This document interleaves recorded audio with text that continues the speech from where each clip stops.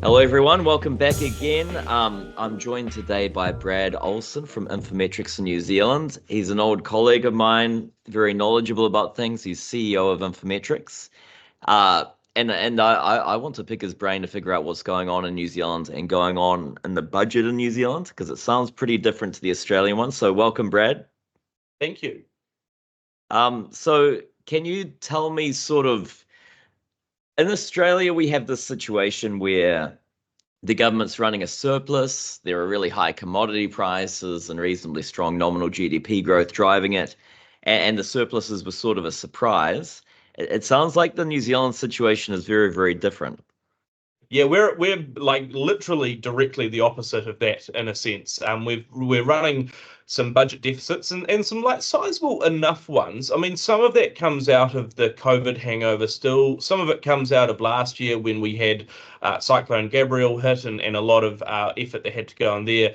But the worry, I think, probably from an economic side, is that we're running quite a sizable and sustained structural deficit. Government spending a lot more than it's earning. Yep, that's fine on the infrastructure side, right? Good, long-term assets, but we're also sort of paying or using debt to pay for currently falling bills. So we're sort of a little bit worried about that. So you've got the deficit part. You've got as well. Of course, we've had a change in government from a sort of centre-left to a centre-right government. We have been seeing some pretty strong nominal GDP growth as well, although you've got to ask how much of that's simply inflationary. The worry that we're seeing is that we've been having to revise down our GDP expectations quite a bit in recent times. The Treasury did that at the end of last year. The Reserve Bank came out last week and did the same thing. Part of that seems to be, okay, sort of the trend cycles given interest rates are high, but the Reserve Bank's worry, and the Treasury said this as well, is actually productivity growth is rubbish at the moment, and that means that it's sort of hard to keep eking out those gains. And so, I mean, you mentioned as well the commodity prices, probably not as fixated on those over here, but sort of enough in a sense that commodity prices, particularly for our more sort of, food-based products, milk, powders and what have you, they're all right, but not great at the moment. And that sort of all contributes to that feeling where I think it's going to take us until sort of 2028 or so to get back into a budget surplus. So a long time coming. There's a lot of points I'd like to dig into there, so thanks for that. I do want to start with the nominal GDP growth. So the reason why we have this infatuation with nominal GDP growth when talking about government budgeting is because you have fiscal drag, and that fiscal drag means that people get dragged into higher marginal tax rates and average tax rates due to inflation or due to growth in wages that's occurring with nominal GDP growth. So it can be productivity or it can be inflation. And when we have that occurring, we have a situation where naturally the government's revenue goes up, and that leads to naturally, budget surpluses. And that's sort of what's happened over here. And then they introduced a set of tax cuts over here as a result, and there's debate about whether there should be a larger structural surplus being run now. But I see that in New Zealand, so you have the nominal GDP growth, which is very much driven by inflation, given how weak productivity is, and there's tax cuts being announced in a situation where there are substantial deficits. So does the rationale for all of that make sense over there, or are these tax cuts a little bit over the top? It's a good question, although it's interesting, right? Because your point there was that, you have fiscal drag that sort of brings through greater revenue and then you create surpluses. We've missed the last bit of that equation. We've had massive fiscal drag, and yet we're still running some pretty big deficits. I mean, we costed it out this year, bit of a back of the envelope costing of, if we adjusted New Zealand's tax brackets for inflation over just the last year, it would cost us about 630 million New Zealand dollars.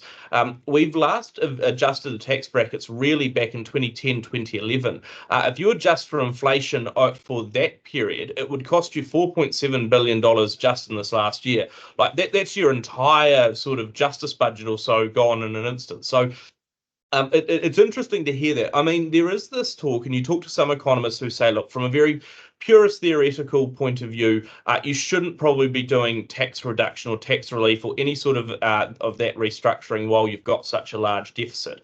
which is potentially true on that sort of pure theoretical point of view. I think the difficulty is that it's not shown at the moment why we would why we'd have a particularly different outcome on the other side. And probably most importantly, I think the worry here is that we're focusing a lot on the revenue side of government while not worrying as much about the spending expenses side, because that's really the bit that's blowing out massively.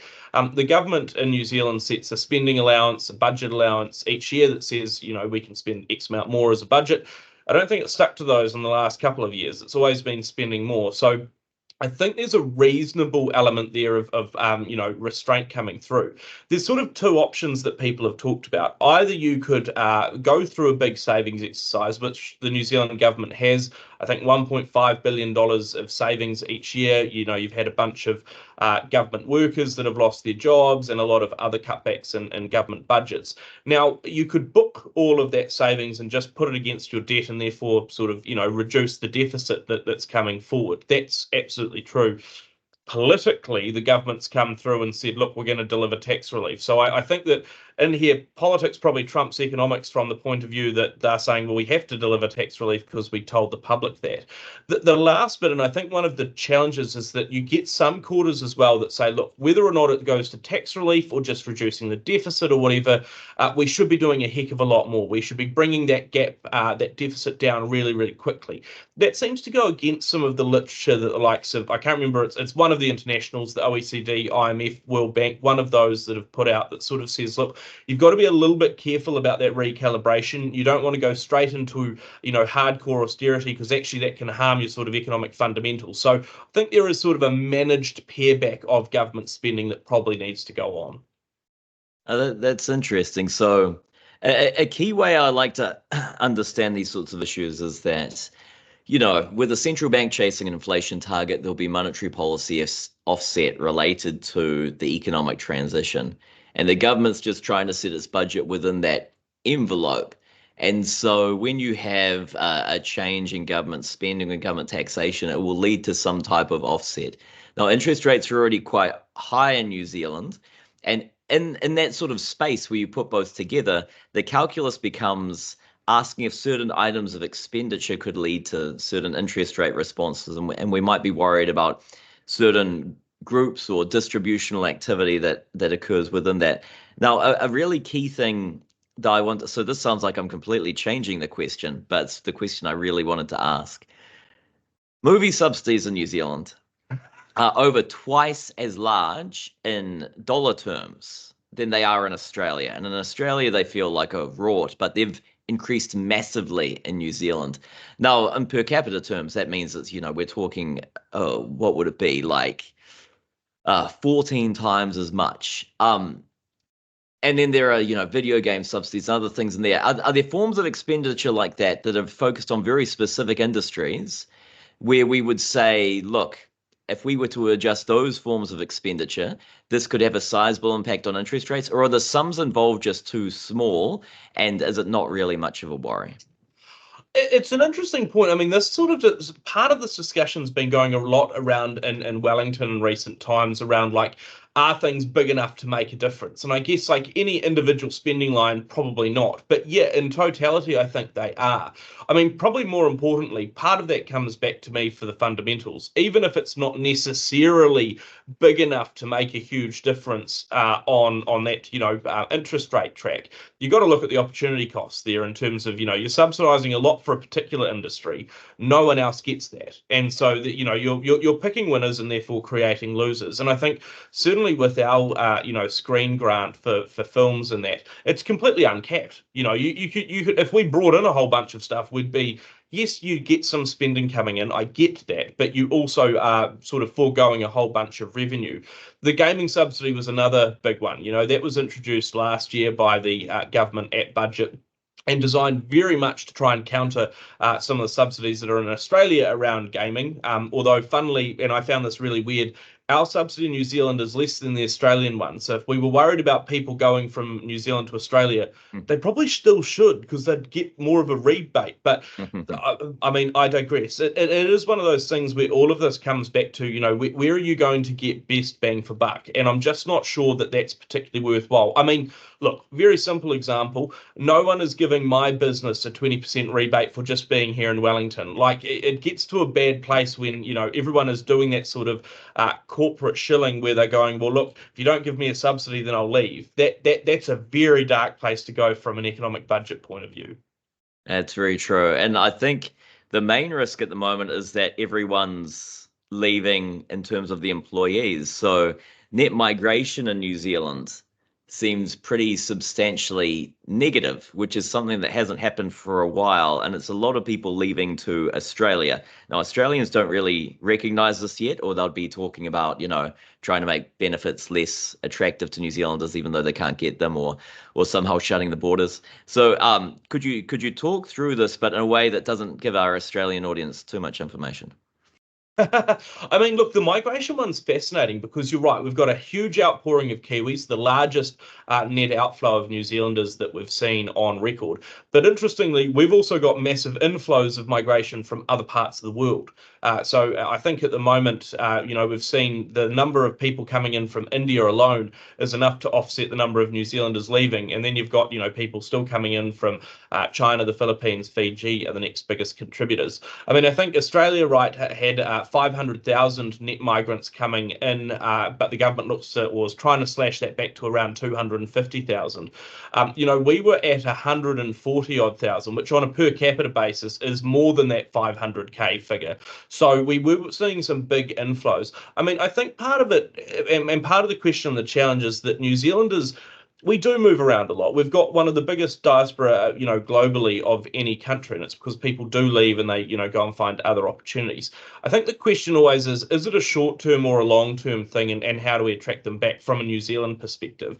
In terms of, people going to Australia, sometimes it'll be, people in their 20s going off, do some mining stuff. It's not the most fantastic lifestyle forever, but it's good for 5 to 10 years. You make some money, maybe you come back. I'm just not as convinced that people come back at the moment because the job opportunities in New Zealand aren't fantastic right now. The housing situation still isn't good, both in tier one cities, but also lower down. So I think there's a little bit there that's going on. The other bit, and I was talking with one of my colleagues about this the other day, is that part of the reason or the important thing here is the margin between the New Zealand and Australian unemployment rate. Generally speaking, there's always a bit of a gap, but when it gets too large, then it does start to force people to go to Australia, and I think you're starting to see that now. Oh, that's a very good point. So far back in the day when I was a young tyke working inside your organization, that's how I used to forecast migration, is often with that unemployment gap between Australia and New Zealand. Now for the Australian audience here, New Zealanders are much more mobile than you can possibly imagine. New Zealanders are the most job mobile, the most location mobile individuals you're going to find in any sort of high income country. Much more mobile than in Australia, but that doesn't translate into productivity. There's a question of excessive mobility in New Zealand, which is quite different to how the OECD talks. Now, within our context, the unemployment rates at the moment in New Zealand and Australia are similar, which is, unusual because normally they're higher in Australia due to labour market regulations and such. I do wonder, though, given the level of net migration we're seeing from New Zealand to Australia, does that tell us something about the risk that unemployment would go even higher in New Zealand? Specifically, at the moment, unemployment is something like 4.2%. I'm not completely sure. Is there a risk it's going to go up to the level it was during COVID, which, for context, was only in the fives, which was relatively low compared to the rest of the world? But is there a risk of that happening and the unemployment situation actually being worse than it was during COVID? Yeah, well, maybe not worse than COVID, but yes, broadly back to that level. So you're right. Latest figures show New Zealand's unemployment rate at 4.3%. We're forecasting it gets to 5 towards the end of this year, and most professional forecasters in New Zealand have it in that 5 to 5.2% range through most of 2025 or so.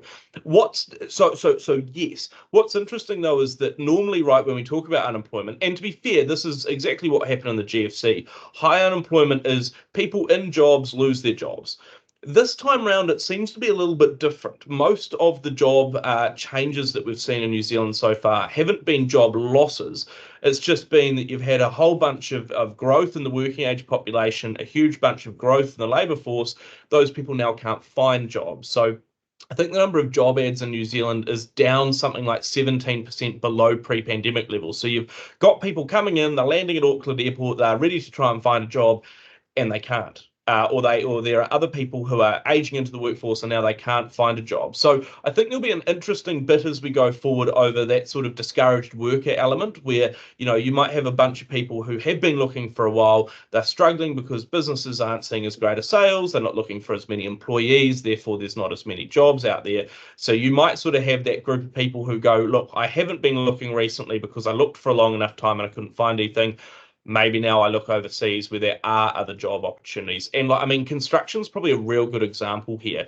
You look at construction and infrastructure in Australia, a lot of work to do. Everyone seems to be saying over there, there's still not necessarily enough workers for everyone that might be needed. In New Zealand, our construction activity is falling. Concrete volumes are down 11% year on year. So there could be a shift in some particular industries as well who go there. There are greener pastures if you cross the ditch.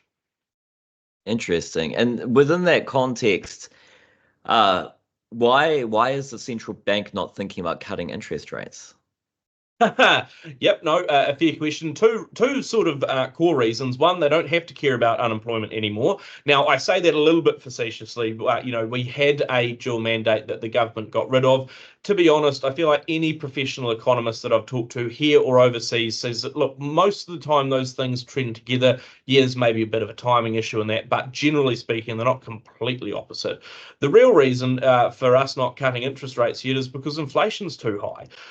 And I mean, that seems to be a little bit of a trend across the world. I think our worry specifically is that New Zealand should have some of the more responsive economies or economic trends to interest rates. We fix very, very short. I mean, Australia is quite similar.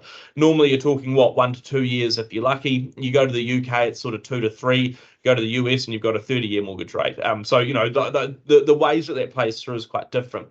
I think the worry in New Zealand, we're trying to target a 2% midpoint to try and get at least between 1 and 3%. We're currently at 4%, which sounds good.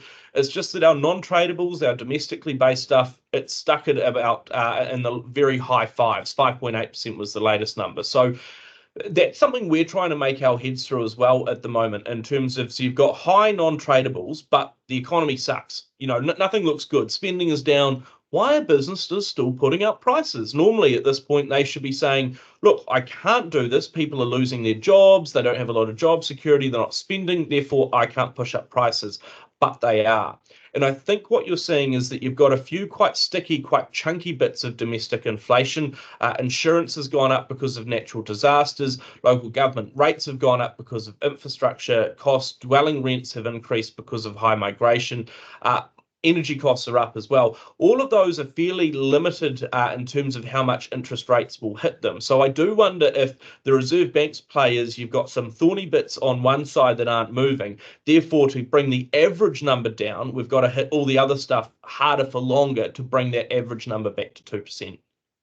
Do you have any idea how much recent natural disasters boosted inflation in terms of the measured inflation rate? I raise that because if we have a situation where the headline inflation number is high because of a supply shock, then there is an argument for looking through some of that. Yep, no, it's a fair point. I mean, I don't have a specific number for you, but I can tell you that when I last looked at the inflation figures, and I've done this table for clients, the top 20 of the 140 or so classes that Statistics New Zealand measures for inflation, all of the insurance groups, I think there's sort of 4 or 5 of them, are in the top 20% of inflationary gains over the last 4 years or so. So it's definitely up there. I mean, I think the question or the challenge for the Reserve Bank there is that it's also if you think it's a one-off supply shock, right? Because you can look through those. If you think that it's an ongoing supply shock, though, that continues to change that sort of relative pricing, then you can get into that sort of stickier territory where you go, I can't necessarily look through it because if insurance is keeping headline inflation higher, that's going to influence my expectations of inflation into the future, which could then keep headline inflation more broadly higher too. So there is a little bit of dynamism coming through in the system.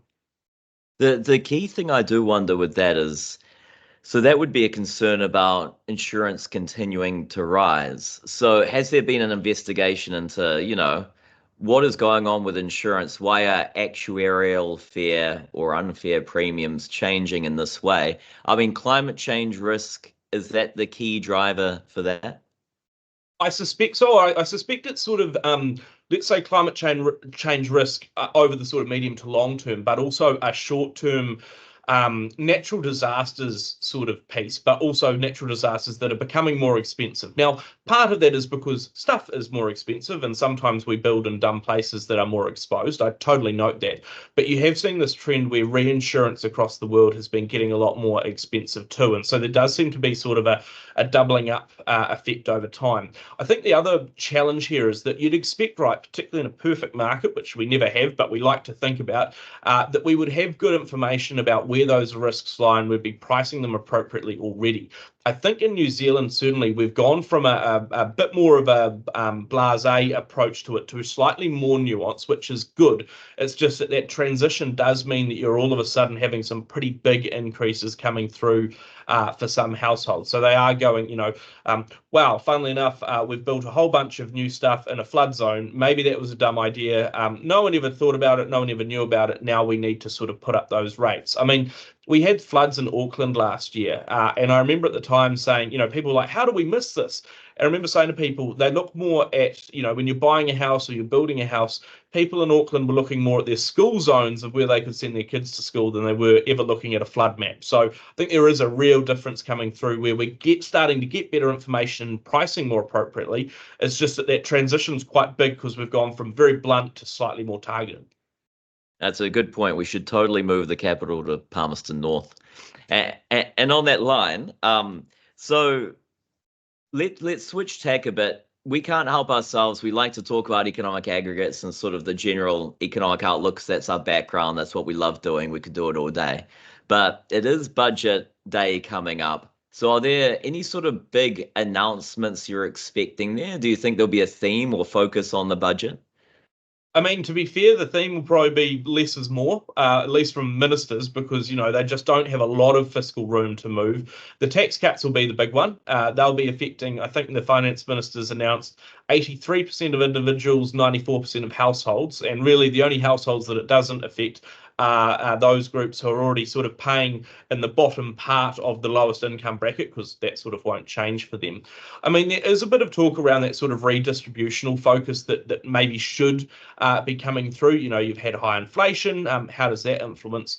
Certainly for New Zealand's benefits system, we've seen that, benefits, the likes of our job seeker support, if you're out of work and that, all of those have been adjusted by inflation in recent times. Even the minimum wage has actually, in this most recent year, wasn't increased by the rate of inflation, which sounds a little bit mean. It's just that it was increased by far more than the rate of inflation previously. So, on those broad measures, most households have still been able to preserve their purchasing power. It might not feel like it might not politically sound like it, but they have. I think the difficulty is, you're right, though, when you get into it, I sometimes wonder if we sort of group up people in the right way.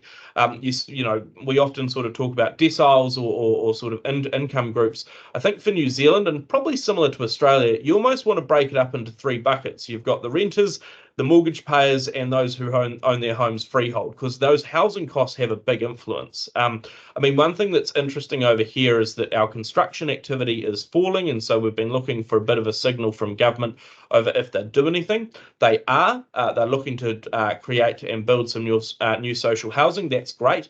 They're taking away the first home grant, which politically is a little bit dicey because first home buyers are going, well, you were giving me up to like 10, maybe 20K to help own my own home, and now you're not. Now, economically, that's actually a good move, though, because you're just subsidizing a fairly inelastic good that means that, prices for a property would be higher than otherwise without the subsidy. But it does come back to that real big thing around, as much as I'd like to think it is, Budget Day is not for economists and analysts in the lockup. We want it to be. We want them to have good advice and to make good decisions. But at the end of the day, there's always politics that comes into that. Oh, that makes sense. The big thing that comes in, like the first home buyer grant is a big issue. But when we think about the social safety net and we think about sort of like low income individuals' ability to access things, it's very much the accommodation supplement that's the driver. Now, compared to Australia, where that's tied to the benefit and only to renters, the accommodation supplement is more generally for homeowners in New Zealand. Now, when we look at these different types of systems for support, just for the Australian audience, the New Zealand minimum wage is lower in dollar terms than in Australia, but relative to average income, it is the highest in the OECD, so above Australia. And the context for that in New Zealand is that New Zealand is a lot poorer than Australia, so you're going to find that a bit. And it's the same with what's called replacement rates or what the benefit accounts for relative to prior income. That is higher in New Zealand than in Australia, but the actual dollar amount people receive is lower than Australia. Now, with this accommodation supplement, I remember back in the day there wasn't much take up of it. It was around 50%, and it was sort of on policy purpose. Has that changed through time, or do you think there'll be changes to that payment given concerns about housing? Oh, I think there probably should be changes. I don't think it'll happen this year. I mean, government's got other things that it wants to press on with, but I think there's a wider conversation that New Zealand, from a policy perspective, needs to have around how the accommodation supplement AS comes in, but also how the likes of income-related rent subsidies go through. That's where the government subsidises a fair proportion of rent for lower income households who need, government support. So they are going through some of those changes at the moment. It is one of those things, though, where we're getting to the point where we're sort of redistributing and subsidizing so much money that it becomes more of a demand-led response than a supply-led response. And I do sort of worry about that over time in terms of, it means that you've got productive money going into not as productive or not the best productive sort of areas. So I think you will see that come over time. Your point around, effectively, the long story short is that New Zealand's wages aren't nearly as good. Our minimum wage is high relative to the median and average wage, not because the minimum is high, but because the other ones are low. So that speaks that whole sort of productivity shift and similar.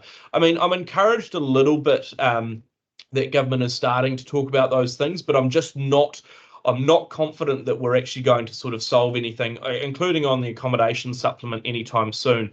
There does seem to be a need to have a more comprehensive conversation about how all of those pieces interplay. I mean, you've got the likes of the accommodation supplement, you've got the benefit system, you've got New Zealand's working for families tax credit system. All of those often get sort of moved unilaterally without sort of understanding how they all move together or fit together. One of the other ones is in terms of the abatement rates that come through for benefits as well. There's a whole bunch of stuff that if you were crafting sort of the social safety net ongoing and looking at it sort of comprehensively, you wouldn't do them all in silos, but we do, and that sometimes creates disincentives to work or, again, a bit more deadweight loss in certain areas.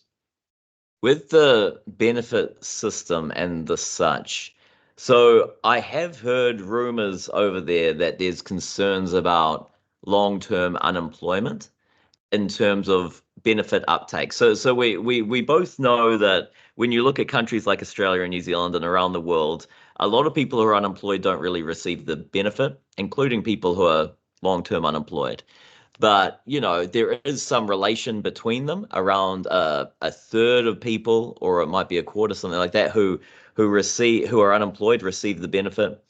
Yeah, it's a quarter. So with that, those individuals, given the increased generosity through time, might face an incentive to sort of stay out there in the long term. Now, we had a similar claim in Australia, and I've recently done some work with a colleague, Palin Akol, and we found that actually the Australian data was a lot of mischaracterization of the data. And if you dig into the actual individuals and look how benefit types have changed, long-term benefit receipt in Australia is actually historically low.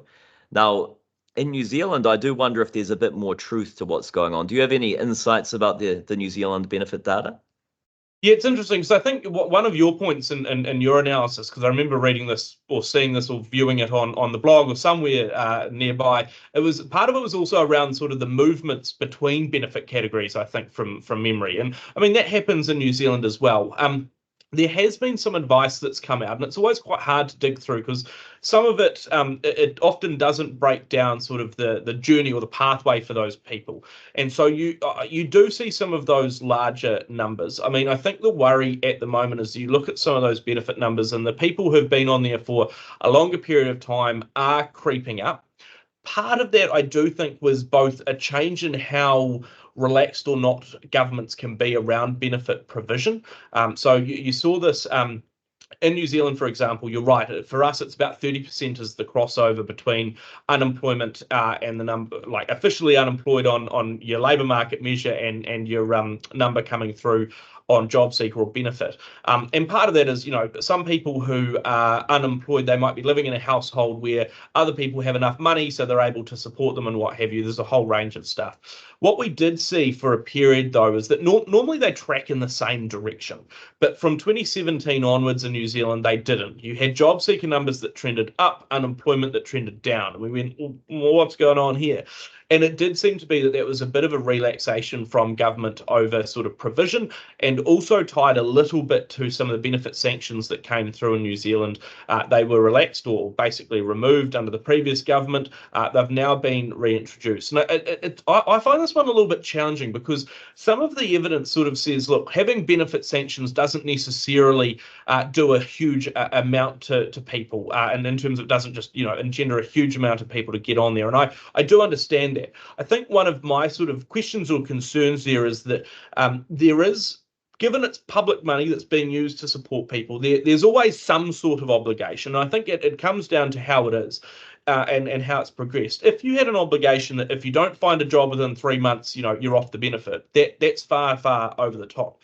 If you say to people, look, we understand there aren't many jobs out there, but we still want you to be attending these opportunities so that you can at least try and have a foot in the door. I think there is a reasonableness that comes through in some of those areas. But you're right, there is that sort of concern over long-term benefit dependency. I mean, there was a number at one point that came out over, people who'd be spending decades on the budget. But what it did seem to be was probably similar to the Australian case, maybe a bit worse, but similar in terms of you had a group that would sort of move through different benefits depending on what happened in their life. They might be on job seeker in New Zealand for a bit and then they have a child and they move on to sole parent supported. They might have, other issues in their life around healthcare. That means they're on supported living. And the big one though that sort of worries me, this is from a social point of view as well as economic, is that we've seen quite a big increase in recent times over the number of New Zealanders who are on what we call our job seeker support benefit, which you'd think of as the unemployment benefit, but it includes some healthcare stuff. And so sometimes that's people who are, say, getting cancer treatment, short term can't work. But it also covers, and we've seen a big increase in the number of people off work for mental health conditions. And I do worry about that in terms of, the productive capacity of the economy. If we don't have sort of people starting healthcare right, means that you can sometimes generate that long-term dependency because of some of your other social settings. That's true. And it's been similar in Australia. I think the benefits got the same name in both countries now, job seeker payment. And I think it's come from, removing the sickness allowance in both countries and a lot of previous things where we would have had tailored support being generalized. And it was a philosophy in both countries. The differences in New Zealand, you had the vision of Bill English and social investment and a sort of social investment platform. Now, I believe that New Zealand is sort of coming back to that idea of social investment and measurement. Can you talk me through what's happening there and how it might turn up in the budget? Yeah, so we got rid of that in 2017, really, with the change in government. Although there was some stuff that was continued. So, for example, you'll probably remember from your days in New Zealand the decile system, Matt, that we used for schools. We, using some fairly well, they were good measures, but they were only from the census every 5 years around incomes in certain areas. We would rank schools and how much money they got for certain things based on that. Now, it didn't actually sort of fully reflect the needs of the students in those schools. So the government last time was looking to move to what they called an equity index, which was a bit more of a throw a bunch of things in that are predictors of future outcomes and use that to fund a bit more appropriately. That's come through.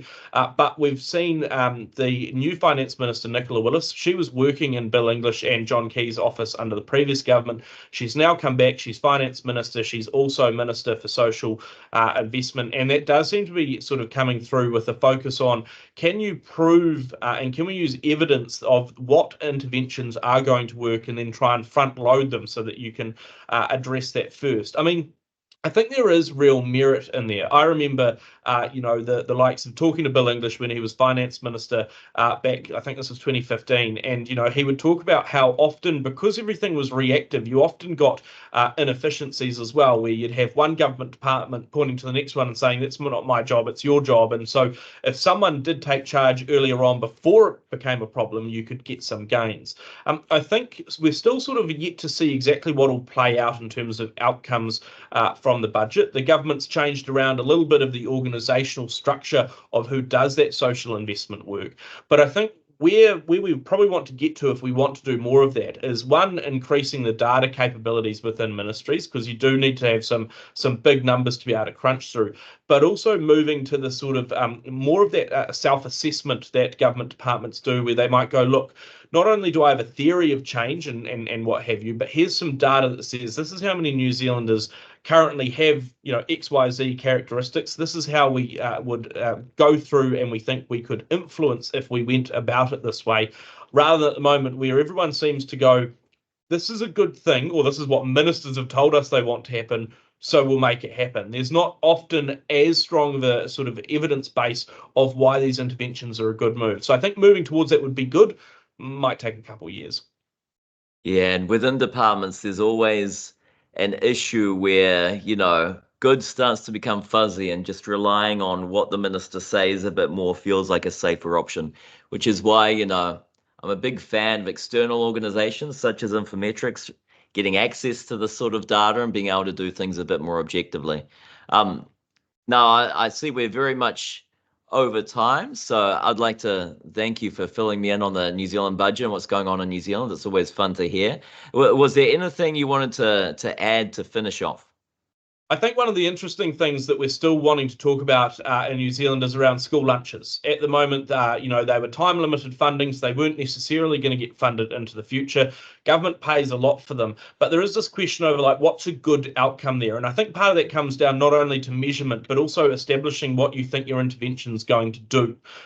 Because on some metrics, school lunches haven't actually increased participation or similar all that much, and you go, well, have they sort of had the right outcome? So I think there is an that social investment space and similar, there's a real need to consider, do we sort of, have we set down the right goals and are we measuring the right goals coming through? And then also thinking about, one thing that we hear for the likes of school lunches is how much you target or you do general stuff. On one hand, you go, well, you target school lunches only to those that need it because otherwise you're wasting a whole bunch of money. But you also hear from some people, and you see this in the studies, sometimes the stigma from, being that person that gets a school lunch from the government while everyone else doesn't means that you have low uptake. So you sort of have to go, am I better to sort of waste some money to get, better use out of it, or sort of where is that balance? Same with the likes of R&D tax credits and similar. So I think some more of that critical thinking over what we're funding, what we're trying to achieve, and how we best achieve it, that's got to be a long-term goal. Definitely, definitely. Well, thank you, Brad. It was great to have you on. Thank you.